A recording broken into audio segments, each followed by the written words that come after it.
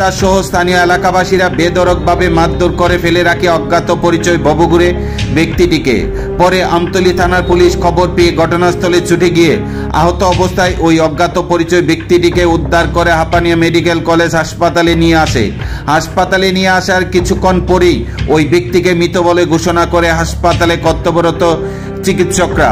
পরে আমতলী থানার পুলিশ বাড়ির মালিক অসীম দাসকে গ্রেপ্তার করে এবং রবিবার দুপুরে তার বিরুদ্ধে একটি মামলা দায়ের করে। এই ঘটনায় রবিবার বিকেলে ফরেনসিক টিম ঘটনাস্থল পরিদর্শন করে তদন্ত শুরু করেন।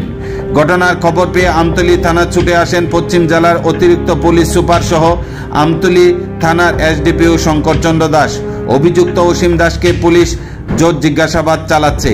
ঘটনায় অভিযুক্ত অসীম দাসকে সোমবার আদালতে প্রেরণ করা হবে এবং ঘটনার তদন্ত অনুসারে যারাই এই ঘটনার সাথে যুক্ত তাদের জালে তোলা হবে বলে জানিয়েছেন রবিবার বিকেল 4টায় ওসি স্মৃতিকান্ত বর্ধন।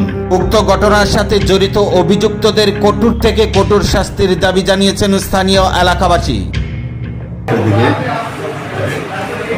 কাটালতলি বাজারে একজন ব্যবসায়ী অসীম দাস তার ঘরে ঢুকিয়া একটা আননোন বহুগুরের মতো আর এই এলাকার মানুষকে চিনে না।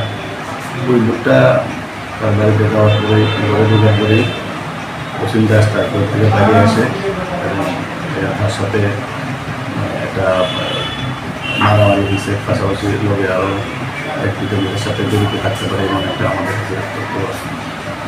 তারপর মারামারি করার পরে যে বগপুরের লোকটা ছিল যাকে চিনে না আননোন, ওই লোকটাকে আমরা খবর পাই, আমরা কিনে গেছি। ওই লোকটাকে আমরা মারাত্মক ইনজুর্ড অবস্থায় তাকে আমরা হসপিটালে আমরা ভর্তি করছি, আমাদের পুলিশ পার্সন ভর্তি করাইছি।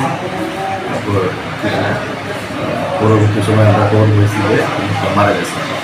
তো আমরা এটা মারা গেছে এই তদন্ত সাহায্যে আমরা এখন পর্যন্ত একজনকে আমরা ধরতে সক্ষম হয়েছি। বাকিটা তদন্ত সাহায্যে আমরা দেখছি এবং দুটা তদন্ত চলছে। যে লোকটাকে আমরা এখন পর্যন্ত করছি তার নাম অসীম দাস।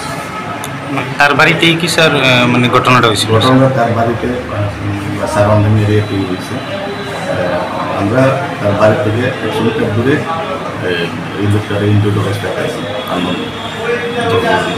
প্রাথমিক তদন্তে স্যার কি মনে হয়েছে, মানে এই ঘটনায় কি আরও কেউ কি জড়িত থাকতে পারে? আমরা দেখছি স্যার তাকে কি মানে তার বিরুদ্ধে কি মামলা নেওয়া হয়েছে স্যার?